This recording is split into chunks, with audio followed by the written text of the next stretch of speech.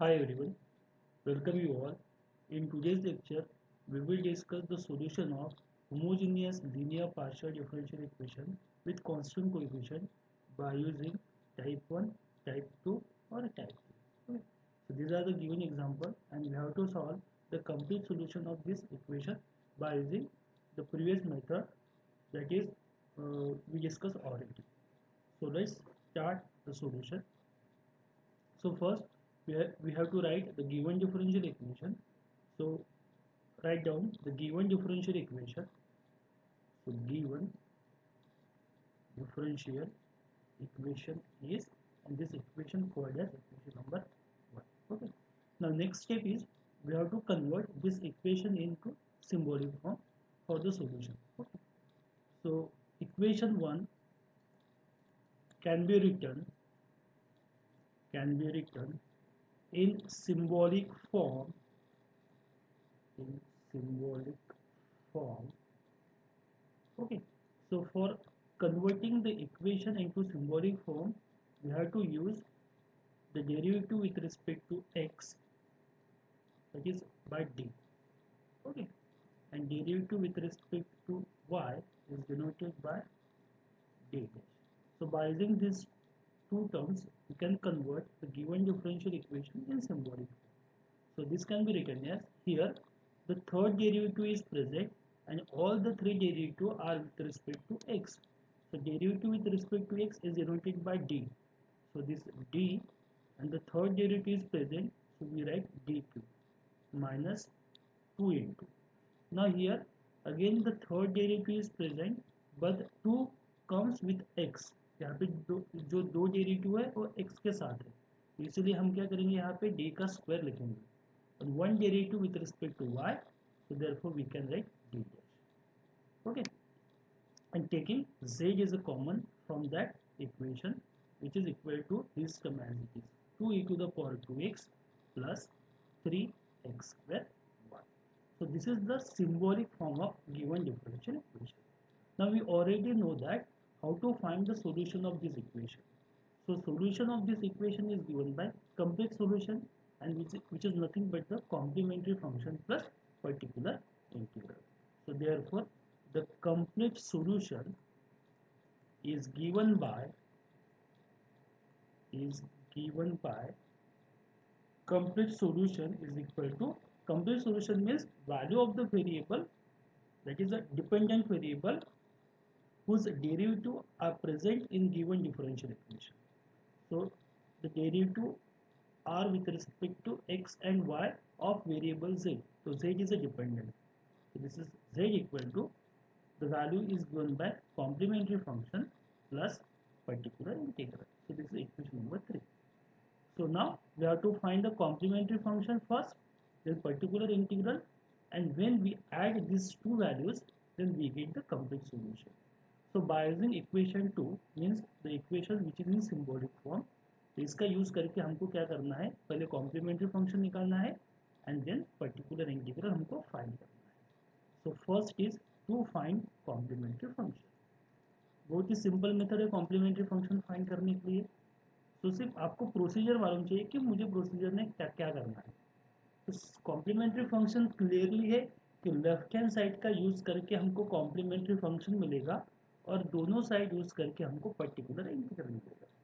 तो complementary function के लिए आपको जो इक्वेशन चाहिए उस इक्वेशन को बोलते हैं हम ऑक्सिलरी इक्वेशन. तो इक्वेशन 2 जो है उसका हमको सबसे पहले क्या करना पड़ेगा, ऑक्सिलरी इक्वेशन फाइंड करना पड़ेगा. तो सबसे पहले हम क्या करेंगे, इसका ऑक्सिलरी इक्वेशन लिखेंगे. So auxiliary equation is given by, auxiliary equation is given by. So what is the auxiliary equation? Auxiliary equation is obtained by using d equal to m and d dash is equal to 1. So we have to use d equal to m and d dash is equal to 1. So auxiliary equation is given by, so from this equation we can write d cube, that is m cube minus 2 d square, that is m square into 1. Okay, and to write the auxiliary equation we have to represent the right hand side by 0, means we have to just neglect the right hand side.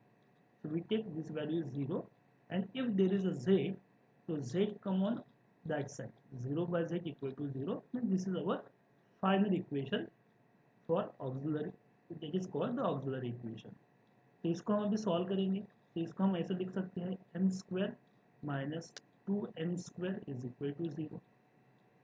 यहाँ से अगर दोनों term को आप observe करेंगे तो sorry m cube, तो यहाँ से आपको m स्क्वायर कॉमन मिलेगा. तो m स्क्वायर अगर हमने कॉमन ले लिया तो यहाँ पे क्या बचेगा m, और यहाँ पे बचेगा 2 विच इज इक्वल टू 0. ठीक है. अभी इसको हमको एडजस्ट करना है, मतलब इसके रूट्स निकालने हैं. और हमने इसके पहले भी हमने डिस्कस किया है कि जो इक्वेशन के हाईएस्ट ऑर्डर होगी उतने आपको क्या मिलेंगे, रूट्स मिलेंगे. तो ये थर्ड ऑर्डर है तो आपको 3 रूट्स मिलेंगे. ओके. तो यहाँ पे पहली वैल्यू मैं ऐसा लिख सकता हूँ कि m स्क्वायर की वैल्यू 0 हो जाएगी, और दूसरा ब्रैकेट भी मैं 0 से इक्वेट कर सकता हूँ, तो ये भी 0 हो गया. तो यहाँ से मुझे क्या मिलेगा, m इक्वल टू मैं लिख सकता हूँ 0 0, क्योंकि दो 0 तो है लेकिन यहाँ पे इस इक्वेशन की ऑर्डर कितनी है, 2 है, तो इसको हम 0 और 0 लिखेंगे.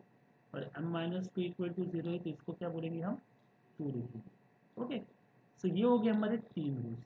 अभी आपको देखना है कि ये हमारी मेथड है, और अगर आप कैलसी में ये इक्वेशन अगर इनपुट करते हैं तो आपको ये डायरेक्ट आंसर भी मिल जाएगा. लेकिन अगर आपको 2 आंसर मिलते हैं, इसका मीनिंग क्या है कि एक आंसर रिपीट होता है. तो ये चेक कर लेना आपने कि इक्वेशन की ऑर्डर 3 है तो हमको 3 ही आंसर मिलने चाहिए. तो ये हो गए हमारे 3 आंसर. ओके. तो इसका यूज़ करके हमको क्या करना है, हमको निकालना है अभी complementary function. So therefore complementary function. तो कॉम्प्लीमेंट्री फंक्शन के लिए हमारे पास जो फार्मूला आपको यूज़ करना है वो यूज़ करना है f of y plus m x. बराबर है. कितने रूट्स है हमारे पास, 3 रूट्स है. तो हम ये फार्मूला जो है वो 3 बार लिखेंगे, वाई प्लस एम एक्स, बाद में f of y plus m x. 3 बार हमने सेम फार्मूला लिखा. इन तीनों को क्या करना है, आपको ऐड करना है. तो इसको मैंने ऐड भी कर दिया. अभी देखिए यहाँ पर मैं सपोज अगर इसको फर्स्ट रूट्स कंसीडर करता हूँ, इसको सेकंड करता हूँ और इसको थर्ड करता हूँ, चॉइस आपकी है. आप इसको फर्स्ट, इसको सेकंड या इसको थर्ड भी कर सकते हैं. मैं सिंपली क्या करता हूँ, जो रिपीट नहीं है उसको पहला कंसीडर करूँगा और जो रिपीट है उसको बाद में कंसीडर करूँगा. तो फंक्शन तो आपको अलग अलग चाहिए कॉम्प्लीमेंट्री फंक्शन निकालने के लिए. तो इस फंक्शन को हम बोलेंगे f1, इसको बोलेंगे f2 और इसको बोलेंगे f3. ठीक है. बाद में इस रूल्स को मैं पहले यूज़ करता हूँ, अलग अलग है. तो इसको बोलूँगा मैं m1, इसको बोलूँगा मैं m2. अभी ये और ये सेम है तो इसको भी क्या बोलेंगे हम, इसको m2 ही बोलेंगे. ठीक है. अभी यहाँ पर आप देखिए कि ये जो टर्म है और ये जो टर्म है ये दोनों क्या है, ये सेम है, ये सेम है. इसीलिए यहाँ पर आपको क्या देना है, यहाँ पर आपको x देना है, बिकॉज रूल्स आर रिपीटेड. तो अभी हमको सिंपली क्या करना है, m1 m2 और m2 की वैल्यू यहाँ पे पुट करना है. तो we get f1 of y plus mx, मतलब 2x plus f2 of y plus m2. m2 कितना है, m2 तो 0 हो गया, तो 0 इंटू एक्स ये 0 हो जाएगा, plus x into f3 of again y. ये हो गई हमारी कॉम्प्लीमेंट्री फंक्शन का आंसर. इसको हम पहले नोट कर देंगे कि this is our complementary function. तो कॉम्प्लीमेंट्री फंक्शन तो हमारा हो गया सॉल्व, जो कि हमको मिल गया ये जो आंसर है ये कॉम्प्लीमेंट्री फंक्शन का है. अभी आपके आंसर अलग अलग हो सकते हैं. तो देखिए आपको ये टर्म तो यहाँ पे मिलेगी, f1 ऑफ f2 और f3. अभी चेंज क्या होगा, किसी का यहाँ पे f1 हो सकता है, या कोई f2 यूज़ करेगा या कोई f3 यूज़ करेगा. तो f1 f2 f3 ये आपकी चेंज हो सकती है, depends upon your consideration. Okay. लेकिन ये f तो सब में कॉमन रहेगा, और बाद में एक टर्म में आपको y मिलेगा तो दूसरे टर्म में भी आपको y मिलेगा. तो x यहाँ पर आएगा, एक तो x यहाँ पर आएगा, दोनों में से कोई भी एक टर्म को आपको x देना है, और ये तो अलग है तो यहाँ पे हमको कुछ भी देना नहीं है. तो ये हो गया हमारा कॉम्प्लीमेंट्री फंक्शन. तो कॉम्प्लीमेंट्री फंक्शन की मेथड तो बहुत ही सिंपल है. अभी इसका यूज़ करके हम क्या करेंगे, पर्टिकुलर इंटीग्रल फाइंड कर लेंगे, और पर्टिकुलर इंटीग्रल का वैल्यू मिलने के बाद ही आपको क्या मिलेगा, कंप्लीट सॉल्यूशन उसका मिलेगा. तो सेकंड हम कंसीडर करेंगे to find the particular integral, to find particular integral. Okay. तो पर्टिकुलर इंटीग्रल के लिए जो फार्मूला है हमारे पास, वो फार्मूला हम पहले यूज़ करेंगे. So particular integral is equal to 1 upon f of d d dash into f of x, ठीक है, विच इज इक्वल टू, अभी F of D D dash मतलब क्या है, एफ ऑफ डी डैश मतलब वो टर्म जो आपके इक्वेशन में प्रेजेंट है और वो सिंबॉलिक फॉर्म में है। तो अगर आप आपका इक्वेशन अगर कंसिडर करेंगे तो इक्वेशन हम देखेंगे जो सिंबॉलिक फॉर्म है, सिंबॉलिक फॉर्म का इक्वेशन है इक्वेशन नंबर 2। तो ये जो टर्म है इसको बोलते हैं हम F of D D dash, और ये जो टर्म है इसको बोलेंगे हम एफ ऑफ एक्स वाई। ये वैल्यू क्या करेंगे हम, ये वैल्यू वहाँ पर पुट कर देंगे इस इक्वेशन में। तो यहाँ पर पुट करने के बाद आपको यहाँ पे मिलेगा 1 upon d cube minus 2 d square into D dash, okay. और एफ ऑफ एक्स वाई की जो वैल्यू है ये मैं यहाँ पे पुट करता हूँ, तो 2 into e to the power 2x plus 3x square, ठीक है। तो यहाँ पे आप देखेंगे तो यहाँ पे दो टर्म का कॉम्बिनेशन। अभी सबसे पहले हमारे पास तीन टाइप है। पहला टाइप ऐसा है कि अगर राइट हैंड साइड की टर्म इस फॉर्म में है A to the power A X plus D Y. दूसरा टाइप हमारे पास ये था कि ये टर्म एक तो sine A X plus D Y के फॉर्म में है या cos A X plus D Y के फॉर्म में है। और तीसरा टाइप हमने जो डिस्कस किया था वो था x raise to the power m into y raise to the power M.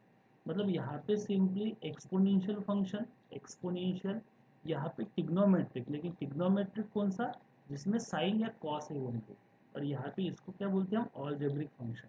तो ये हमारे तीन मेथड है। तो हमको क्या करना है, यहाँ पे जो टर्म है इसका हमको सबसे पहले नेचर चेक करना है कि ये फंक्शन कौन सी नेचर का है।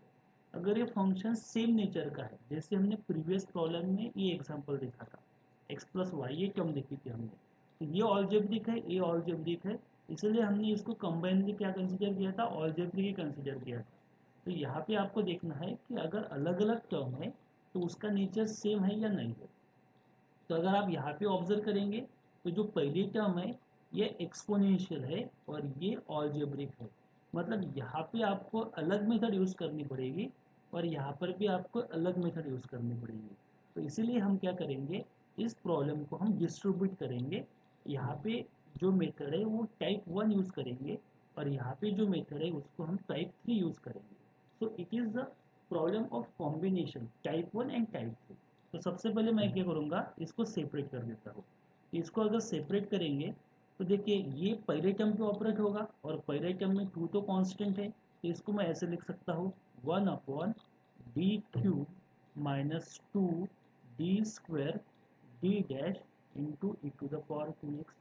और सेकेंड टर्म में 3 कांस्टेंट है तो इसको भी मैं बाहर ले सकता हूँ, तो 1 upon d cube minus 2 d square d dash into x square y. और इसको क्या करेंगे हम, सेपरेट सेपरेट सॉल्व करेंगे। तो इस टर्म को मैं कंसीडर करता हूँ सपोज 1 I1 और इसको कंसीडर करूँगा मैं I2। ऐसा ज़रूरी नहीं कि आपको I1 और I2 ही कंसीडर करना है, आप अपने मन से कुछ भी कर सकते हैं, या अगर आपको थ्रू आउट दोनों के साइमल्टेनियसली सॉल्व आप कर सकते हैं, आप इतने इफिशियंट है कि इस और इस केस को हम साइमल्टेनियसली अगर सॉल्व कर सकते हैं तो आप इसको ऐसे के ऐसे कंटिन्यू करके सॉल्व कर लो। लेकिन अगर थोड़ा कन्फ्यूजन अगर आता है आपको कि ये केस में और वो केस में क्या करना है, तो सबसे बेटर यही चीज़ है उसको सेपरेट सेपरेट सॉल्व करो, और जब पूरा सॉल्व हो जाएगा तब वो वैल्यूज़ आप यहाँ पे पुट कर दो। तो हम एक एक टर्म यहाँ पे सॉल्व करेंगे और इस इक्वेशन को हम बोलेंगे अभी, जैसे कि यहाँ पे ऊपर के इक्वेशन देख लो आप, कौन से इक्वेशन 3 तक आए थे हम, तो दैट कॉल्ड इक्वेशन नंबर 4। तो इक्वेशन 4 इसको कंसीडर कर दो। तो इसको अगर इक्वेशन 4 कंसीडर करेंगे हम, और अभी एक एक टर्म हम क्या करेंगे उसमें कंसीडर कर देंगे। So consider first term. तो what is the first term, first term is I1 and the value of I1 is 2 into 1 upon d cube minus 2 d square d dash into e to the power 2x, ठीक है। अभी हमको इसको solve करना है। ये अगर आपको सॉल्व करना है तो आपको ये केस यूज़ करना है कि एफ ऑफ, यहाँ पे क्या होता, सॉरी, आपको जो राइट हैंड इधर की टर्म है वो इस टाइप की होगी, ए एक्स प्लस डी वाई, ठीक है। तो इसमें क्या करते हैं हम, इसमें जो डी है आपको उसको हम ए से रिप्लेस करते हैं, ए मतलब एक्स का कोएफिशिएंट। और जो यहाँ पे डी डैश है उसको हम डी से रिप्लेस करते हैं। डी मतलब कौन सा, कोएफिशिएंट ऑफ वाई, जो आपको डी मिल जाएगा। लेकिन यहाँ पे भी एक कंडीशन बनती थी आपकी कि जो डिनोमिनेटर की टर्म है वो कभी ज़ीरो नहीं होनी चाहिए, क्योंकि वो ज़ीरो अगर होगा तो हमारा प्रॉब्लम होगा। तो सबसे पहले यहाँ पे हम देख लेंगे कि यहाँ पे हमारे पास जो अवेलेबिलिटी है वो क्या है। तो यहाँ पे जो हमारे पास अवेलेबल है, यहाँ पे ये फंक्शन जनरल है और हमारा ये फंक्शन यहाँ पे गिवन है। तो यहाँ पे x का कोएफिशिएंट कितना है, 2 है, तो a कितना हो गया हमारा 2। और यहाँ पे y का कोएफिशिएंट कितना है, y की टर्म यहाँ पे प्रेजेंट ही नहीं है, मतलब y का कोएफिशिएंट कितना है, 0 है, तो b की वैल्यू कितनी होगी, 0।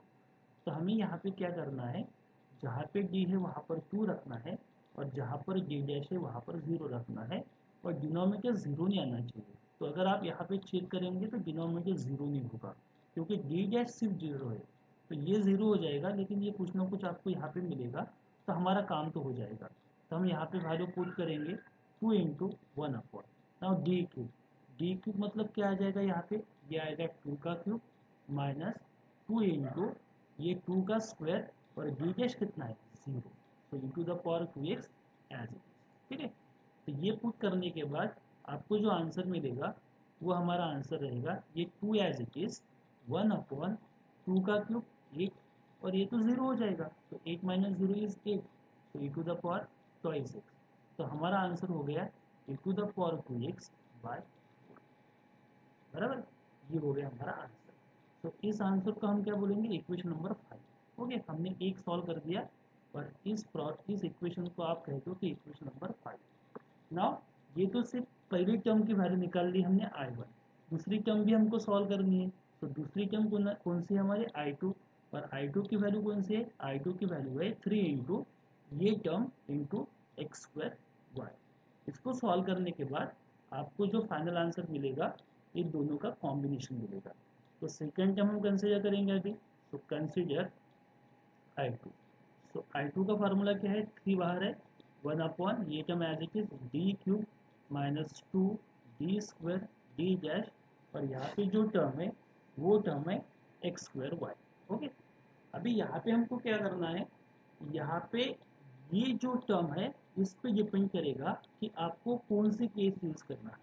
और ये टर्म अगर आप देखेंगे कि अलजेब्रिक टर्म है, जो हमने लास्ट लेक्चर में डिस्कस किया था कि अलजेब्रिक टर्म का प्रॉब्लम हमको कैसे सॉल्व करना है। ओके, तो वो केस आप थोड़ा रेफर कर लो, अगर वो केस आपको बराबर से याद आ गई तो उससे क्लियर हो जाएगा कि आपको ये प्रॉब्लम किस टाइप से सॉल्व करना है। ठीक है, तो मैंने आपको बोला था कि इस टर्म में क्या करना है आपको, एक तो आपको डी को कॉमन निकालना है और आपको डी डैश को कॉमन निकालना है।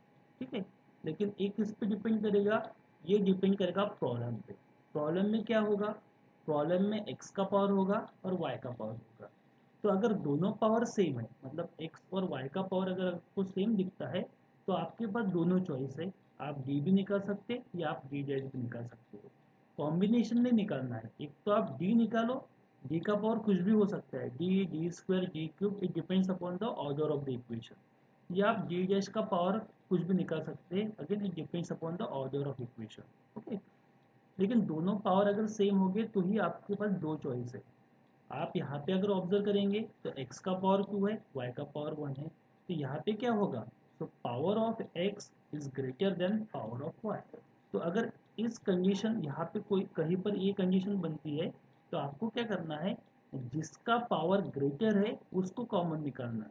उसको कॉमन निकालना है मतलब उसका रिस्पेक्टिव जो डेरिवेटिव है उसको हमको कॉमन निकालना है। तो यहाँ पर x का पावर ग्रेटर है, तो x मतलब क्या होता है, derivative with respect to x मतलब d। तो आपको क्या करना है, आपको d की टर्म कॉमन निकालना है। तो मैक्सिमम पावर कितना है इक्वेशन का, 3, और यहाँ पर भी 3 है, तो हमें कॉमन जो टर्म निकालनी है वो निकालना है डी क्यूब, क्योंकि डी कॉमन निकालना है, because 2 is greater than 1, power of x is greater than power of y। तो ये अगर आपके ध्यान में आ गया तो प्रॉब्लम में फिर कुछ भी नहीं है। तो 1/, तो यहाँ से क्या करूँगा मैं, यहाँ पे मैं डी क्यूब कॉमन निकालता हूँ। तो डी क्यूब अगर मैंने कॉमन निकाल दिया, क्योंकि मुझे डी कॉमन निकालना है, और यहाँ पे टर्म का हाईएस्ट पावर कितना है, यहाँ पर भी 3 है और यहाँ पर भी 3 है, तो होमोजीनियस है, तो मैक्सिमम सभी टर्म के पावर सेम ही रहेंगे। तो आपको एक टर्म प्योरली जिसमें सिर्फ डी है उसको निकालना है, क्योंकि हमको यहाँ पर 1 भी बनाना है। तो मैंने डी क्यूब को कॉमन निकाल लिया, यहाँ पे मुझे मिलेगा 1 माइनस यहाँ पे जो टर्म बचेगी वो बचेगी 2d² D dash upon d cube, bracket complete into x²। Okay, तो ये है सबसे इम्पोर्टेंट स्टेप। इसके इसके ये नहीं करेंगे तो आप आगे प्रॉब्लम सॉल्व नहीं कर सकते। अभी ये होने के बाद प्रॉब्लम तो हमारी इजीली सॉल्व होगा। हमें क्या करना है, 3 एज इट इज लिखो, यहाँ पर 1/d³ लिखो।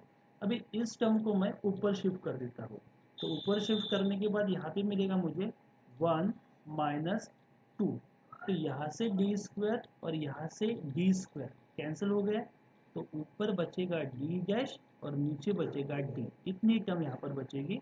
और इसको अगर ऊपर लेकर जाएंगे हम, तो यहाँ पे मिलेगा आपको (-1) और ये term as it is x²y। Okay, now we have to use binomial expansion. हमको इसको सॉल्व करना है, तो इसको सॉल्व करने के लिए हमें यूज करना है बायनॉमियल एक्सपेंशन। तो ये अगर रिजल्ट देखेंगे आप, तो ये इस टाइप का रिजल्ट है, 1 माइनस 6 (-1). तो इसका फार्मूला क्या बनता है, 1 plus x plus x² plus x³ plus plus so on. ये फार्मूला हमको क्या करना है, यहाँ पर यूज करना है। तो ये फार्मूला हम यहाँ पे यूज करेंगे, तो 3 इंटू 1 अपॉन यहाँ पे d³ बन गया, और यहाँ पे हम रिजल्ट यूज करेंगे। तो फार्मूला क्या है, 1 प्लस एक्स है, तो 1 प्लस हमारा x मतलब क्या है, हमारा x मतलब सेकेंड टर्म, तो ये हमारा x है, तो ये term as it is d dash upon. दूसरे में क्या आएगा, x का स्क्वायर है, तो यही इस टर्म का स्क्वायर बनेगा, तो 2d डैश अपॉन d, इसका बन गया स्क्वायर, प्लस नेक्स्ट टर्म क्या है, इसका क्यूब है, यहाँ पे क्या बनेगा 2d dash upon d cube, plus ये चलते जाएगा कंटिन्यू, और बाहर की जो टर्म है वो बचेगी सिर्फ x²y। ओके, अभी हम क्या करेंगे, ब्रैकेट को एक्सपेंड करेंगे। अभी ब्रैकेट को कहाँ तक एक्सपेंड करना है वो भी मैंने बताया था आपको, कि ब्रैकेट को जो एक्सपेंड करना है वो सब कुछ इस टर्म पे डिपेंड करेगा। ठीक है, तो ऊपर अगर आप ऑब्जर्व करेंगे तो ऊपर की टर्म आपको देखना है, तो ऊपर सभी यहाँ पे डी डैश की टर्म है। ऊपर कौन सी टर्म है हमारे पास, डी डैश। ओके, और डी डैश मतलब क्या होता है, डी डैश मतलब होता है derivative with respect to y. ठीक है, फिर आपको फोकस करना है इस टर्म पे। तो अगर इस टर्म को मैं डिफरेंशिएट करूँगा तो कितने डेरिवेटिव पॉसिबल है। तो सपोज अगर मैं इसको डिफरेंशिएट करता हूँ एक बार, मतलब ये अगर वैल्यू निकालता हूँ मैं, तो मुझे क्या मिलेगा, y का डेरिवेटिव 1 हो गया और यहाँ पर बचेगा सिर्फ x²। ठीक है, और अगर मैं इसको दोबारा डिफरेंशिएट करता हूँ 2 बार, मतलब इसको डिफरेंशिएट करना पड़ेगा y से, और इसमें तो y नहीं है, इसमें y नहीं है, तो ये हो गई constant term, and derivative of constant कितना हो गया, 0। मतलब यहाँ से एक बार क्लियर हो जाएगी, तो डेरिवेटिव की आपको डी डैश की वही टर्म काम में आएगी जहाँ पर उसका पावर कितना है, 1 है, और डी डैश का पावर अगर 2, 3, 4, 5 अप टू सो ऑन हो गया। इसका मीनिंग क्या है, इसका मीनिंग यही है कि इसके बाद जो टर्म आएगी वो सभी के डेरिवेटिव 0 आएंगे, मतलब +0 +0 +0 +0 इस टाइप में आपको टर्म मिलेगी। और अगर 0 प्लस या 0 माइनस अगर हम कहीं पे करते रहे तो हमको प्रॉब्लम में से कुछ भी नहीं मिलेगा। तो ये सब डिपेंड करेगा कि इस ब्रैकेट में से आपको कौन कौन सी टर्म चाहिए। तो इसमें से ये क्लियर हो जाएगा कि इस टर्म का पहला डेरिवेटिव सिर्फ निकलता है और सेकंड डेरिवेटिव 0 होता है, थर्ड भी 0 होगा, फोर्थ भी 0 होगा। तो इसीलिए मुझे इस ब्रैकेट में से वही टर्म लेना है जहाँ पर इस पहला डेरिवेटिव प्रेजेंट है। ओके, बाकी के टर्म क्या करेंगे, हम निग्लेक्ट करेंगे। तो इस टर्म को मैं लिखूंगा अभी 3 1/d³ as it is in bracket. तो यहाँ पे तो डेरिवेटिव नहीं है, ये टर्म मिल जाएगी मुझे, प्लस यहाँ पे फर्स्ट की डेरिवेटिव है, तो ये टर्म भी मुझे मिल जाएगी एज इट इज। और यहाँ पर देखेंगे तो इसका स्क्वायर है, तो डबल हो गया, तो डेरिवेटिव इसका 0 आएगा। यहाँ पर क्यूब है तो इसका भी डेरिवेटिव 0 आएगा। तो यहाँ पर क्या करेंगे, हम इसको एंड कर देंगे x²y, और यहाँ पर लिखेंगे हम neglecting d dash square and higher term, d dash और उसमें हायर टर्म जो भी होंगे उसको क्या करना है, हमने निग्लेक्ट करना है। अभी निग्लेक्ट करने के बाद हमारा जो फिर बचा हुआ है उसको सॉल्व करना है। कब तक सॉल्व करना है, जब तक प्रॉब्लम में से सभी डी और डी डैश के सिंबल एलिमिनेट नहीं हो जाते। हम इसको भी सॉल्व करेंगे। तो 1 इंटू एक्स स्क्वायर वाई, तो आपको मिल जाएगा यहाँ पे एक्स स्क्वायर वाई प्लस 2 और ये डी, इसको मैं एज इट इज रखता हूँ और यहाँ पर बन गया डी डैश। तो डी डैश मतलब क्या होता है, derivative with respect to y, और कौन से टर्म का मिलेगा आपको यहाँ पे एक्स स्क्वायर वाई का मिलेगा। एक एक टर्म को हम इवेलुएट करेंगे, एक एक टर्म को इवेलुएट करने के बाद हमको एक एक आंसर मिलता जाएगा। तो 3 इंटू 1/d³ इन ब्रैकेट, यहाँ पे क्या मिलेगा एक्स स्क्वायर वाई, ये term as it is 2/d, और यहाँ पे derivative of this term with respect to y है, तो वाई का डेरिवेटिव कितना हो गया 1, तो रिमेनिंग टर्म कौन सी बचेगी हमारी एक्स स्क्वायर बचेगी, तो x square as it is. अभी हम दूसरी टर्म के बारे में सोचेंगे, एक टर्म तो हमारी सॉल्व होगी, तो यहाँ पे इज इक्वल टू हो गया 3 1/d³। इस पहली टर्म को हम एज इट इज लिखेंगे एक्स स्क्वायर वाई, और यहाँ पे देखिए आप 2 as it is, okay 1/d है, तो d मतलब क्या होता है derivative with respect to x, तो डेरिवेटिव और इंटीग्रेशन क्या है इनवर्स प्रोसेस है, मतलब डेरिवेटिव का रेसिप्रोकल इंटीग्रेशन और इंटीग्रेशन का रेसिप्रोकल डेरिवेटिव। तो d मतलब डेरिवेटिव, तो 1/d मतलब इंटीग्रेशन, तो इंटीग्रेशन ऑफ एक्स स्क्वायर आएगा, और d है, d मतलब विद रिस्पेक्ट टू क्या आएगा x आएगा, तो यहाँ पे मिल गया हमको integration with respect to x। इसको सॉल्व करेंगे तो ये हो गया 1/d³ और यहाँ पर बनेगा आपको x square y plus 2 and integration of x square कितना आएगा x³/3। तो ये हो गया हमारा इस टर्म का आंसर। अभी भी आप यहाँ पे ऑब्जर्व करेंगे तो इस ब्रैकेट में कहीं पर तो d नहीं है, लेकिन यहाँ पे जो टर्म है यहाँ पे d³ अगेन प्रेजेंट है, और जब तक आप इसको एलिमिनेट नहीं करते हैं तब तक आपके प्रॉब्लम का आंसर नहीं आएगा। अभी इसको कैसे एलिमिनेट करेंगे, तो आपको मालूम है कि यहाँ पे d³ है, d³ मतलब क्या है, d मतलब डेरिवेटिव, तो 1/d मतलब क्या होता है इंटीग्रेशन, डी स्क्वायर मतलब डबल डेरिवेटिव, तो 1/d² मतलब क्या होता है डबल इंटीग्रेशन, d³ मतलब थर्ड डेरिवेटिव, तो 1/d³ मतलब थर्ड इंटीग्रेशन। तो इस टर्म को आपको 3 बार इंटीग्रेट करना है, कितने बार 3 टाइम्स इंटीग्रेट करना है, क्योंकि यहाँ पे क्यूब है। लेकिन ये तो पॉसिबल नहीं है एक साथ, तो हम क्या करेंगे एक साथ नहीं, एक साथ हम इंटीग्रेट नहीं करेंगे, हम एक एक करके इसको 3 बार इंटीग्रेट करेंगे, तो इसीलिए हम इसको क्या करेंगे हम इसको स्प्लिट कर देंगे। तो इस टर्म को मैं लिखता हूँ 1/3 ओके, तो यहाँ पे मैंने 1/d² तो लिख दिया, तो 1/d² होने के बाद यहाँ पे बचेगा 1/d, और 1/d को क्या लिखता हूँ मैं integration of this term x square y plus 2/3 x³, और d है मतलब इंटीग्रेशन विद रिस्पेक्ट टू क्या रहेगा x ही रहेगा। अभी हम क्या करेंगे इनसाइड की जो टर्म है इसको सॉल्व करेंगे और बाहर की टर्म एज इट इज रखेंगे, तो 1/d² as it is.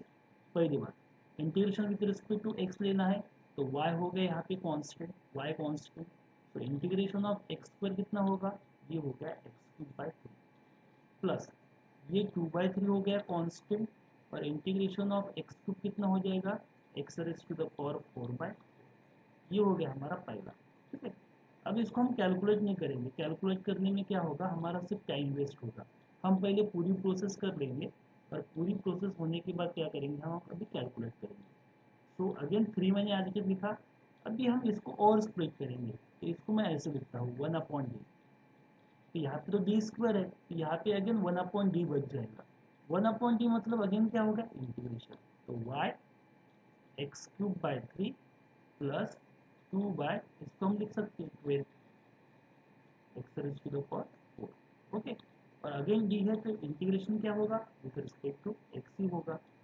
Again जो इंटीग्रेशन की टर्म है इसको हम इवेलुएट करते हैं और बाद में देखेंगे कि क्या मिलेगा, तो ये एज इट इज।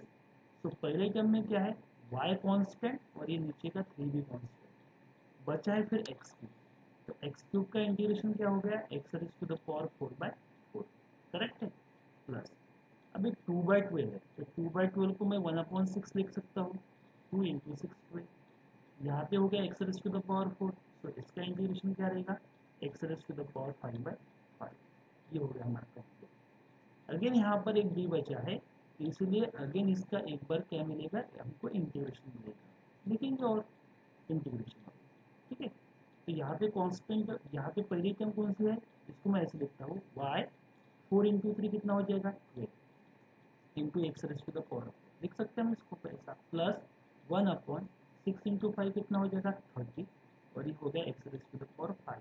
और इसका भी हमको इंटीग्रेशन लेना है, क्यों लेना है, क्योंकि एक डी और बचा है यहाँ पे डिनोमिनेटर में, और 1/d मतलब क्या होता है इंटीग्रेशन, तो इसीलिए 3 एज इट इज, और यहाँ पे y/12 हो गया यहाँ पे मेरा कॉन्स्टेंट, और मैं लूँगा integration of the x raise to the power 4, ये कितना आएगा x raise to the power 5/5, plus यहाँ पे कितना बचेगा 1/30, और ये बचेगा x raise to the power 6/6। Okay, अभी ये पूरा सॉल्व हो गया। यहाँ पर देखेंगे आप, यहाँ पर कहीं पर भी कोई भी डी की टर्म प्रेजेंट नहीं है, तो ये हमारा फाइनल आंसर मिल गया हमको। लेकिन इसको हमको अरेंज भी करना है, जब तक इसको अच्छे से अरेंज नहीं कर सकते तब तक आपका फाइनल सॉल्यूशन आपको नहीं मिलेगा। तो देखिए मैं क्या करता हूँ, यहाँ पे 3 है, तो नीचे से मैं 3 को कॉमन ले सकता हूँ और इसको कैंसिल कर सकता हूँ। तो मैं यहाँ पे क्या करता हूँ, 3 को एज रखता हूँ, और मैं डिनोमिनेटर से 3 को कॉमन निकालता हूँ। 3 को भी कैसे कॉमन निकालेंगे हम, तो यहाँ पे y बचेगा, यहाँ पे x raise to the power 5 बचेगा अपॉन ये जो 12 है, इस 12 को मैं क्या लिखूंगा 3 इंटू 4, देख सकते हैं, ये 3 तो मेरा बाहर निकल गया, तो यहाँ पे बचेगा ये 4, और यहाँ पे 5 तो ऑलरेडी है, तो 5 इंटू 4 कितना बचेगा यहाँ पे 20, प्लस यहाँ पे बचेगा ऊपर x raise to the power 6, यहाँ पे 6 है, तो 6 को कैसे लिख सकते हैं हम 3 इंटू 2, तो 3 तो मैंने कॉमन ले लिया बाहर, तो बाहर ले लिया, तो रिमेनिंग टर्म कौन से बचेगी 2, और यहाँ पे 30 है, तो ये हो गया 60, ये और ये क्या हो गया कैंसिल। तो जो आपको लास्ट आंसर मिल गया वो कौन सा मिलेगा अभी, y x raise to the power 5/20 plus x raise to the power 6/60, और इसको हम एक इक्वेशन दे देंगे। इस इक्वेशन का नाम देख लीजिए आप कौन सा है, तो हमने जो इक्वेशन पहले इसके पहले दिए थे, तो लास्ट में 5 था, तो इसको हम बोलेंगे 6, तो इसको मैं बोलता हूँ इक्वेशन नंबर 6, तो इसको इक्वेशन 6 बोल देंगे हम, तो इक्वेशन 6 बोल देंगे, ठीक है। अभी हमारा जो इक्वेशन 4 था, तो इक्वेशन 4 आपका जो था वो था particular integral equal to I1 plus I2, वो क्या था हमारा I1 प्लस I2। तो I1 जो है, I1 मतलब इक्वेशन 5, और I2 मतलब इक्वेशन 6। आप देख लीजिए इक्वेशन 4 जो हमारा, जिसको बोला था हमने इक्वेशन नंबर 4, ये 5 हो गया, पर्टिकुलर इंटीग्रल जहाँ से हमने स्टार्ट किया था निकालना, उसमें जो पहला ये particular integral is equal to I1 plus I2। तो I1 की वैल्यू तो हमने पहले जल्दी से निकाल ली थी, e to the power 2x/4, और ये I2 की वैल्यू है, ये दोनों वैल्यू हम क्या करेंगे उस इक्वेशन में पुट कर देंगे, हमें मिलेगा e to the power I1 हो गया e to the power 2x/4, okay.